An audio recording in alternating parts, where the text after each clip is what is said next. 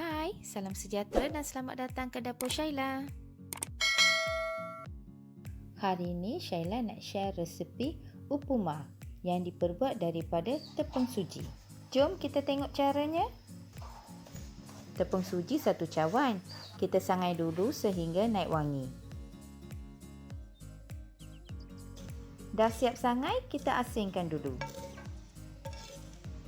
Kita panaskan 2 sudu besar minyak sapi. Kita goreng lebih kurang 10 biji buah gajus. Buah gajus kita belah 2 dulu.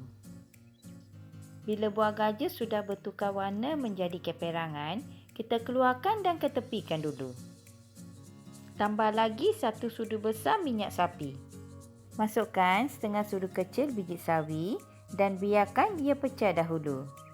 Kemudian masukkan dal putih 1 sudu kecil. Bila dah bertukar warna sikit, masukkan cili kering dalam 4 tangkai yang dipotong kecil. Masukkan setengah inci halia yang dicincang. Goreng sehingga semua bahan-bahan ni naik wangi. Sekarang kita masukkan 2 tangkai daun kari. Bila semua bahan-bahan dah naik wangi, kita masukkan 1 biji bawang merah yang dipotong dadu. Kita goreng beberapa minit sehingga bawang menjadi layu.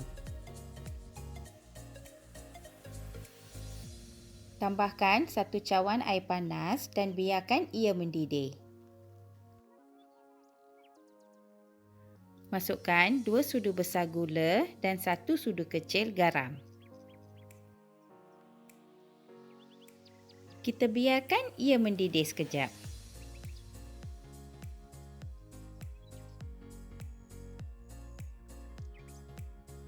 Sekarang kita masukkan buah gajus yang telah digoreng tadi. Kita tunggu dulu sehingga semua bahan-bahan mendidih. Barulah kita boleh campurkan tepung suji sedikit demi sedikit yang disangai tadi.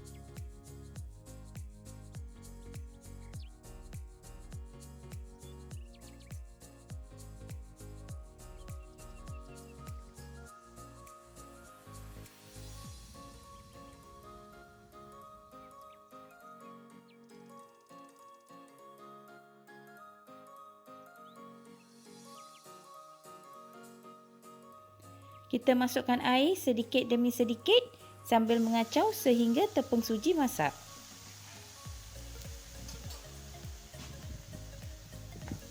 Kita goreng sehingga tepung suji bertukar menjadi warna keperangan. Upuma yang simple dan sedap dah siap. Kita boleh makan untuk sarapan ataupun minum petang.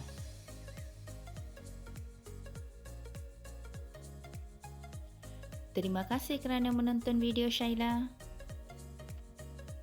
Jangan lupa subscribe dan tekan butang loceng untuk mendapat video terbaru. Dan juga like, komen dan share.